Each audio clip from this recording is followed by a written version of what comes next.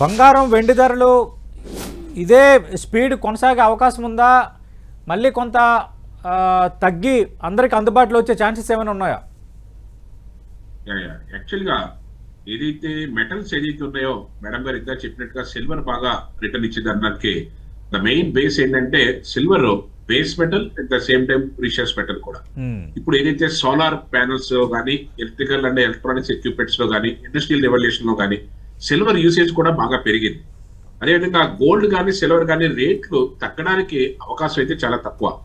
But ఇక్కడ నుంచి ఇంత పర్సెంటేజ్ లో అయితే మళ్ళీ గోల్డ్ సిల్వర్ పెరిగే అవకాశం అయితే అంత ఎక్కువ ఉండకపోవచ్చు, కానీ తగ్గే ఛాన్సెస్ అయితే చాలా తక్కువగా ఉంటాయి. లైక్ పెట్రోల్ ధర పెరిగిన తర్వాత ఏదైనా తగ్గితే 10 రూపాయలు పెరిగితే 1 రూపాయి తగ్గినట్టుగా, అలాగే గోల్డ్ లో కూడా ఏదైనా చిన్న కరెక్షన్స్ తప్ప భారీగా కరెక్షన్స్ వచ్చే అవకాశం అయితే గోల్డ్ సిల్వర్ లో ఉండదు.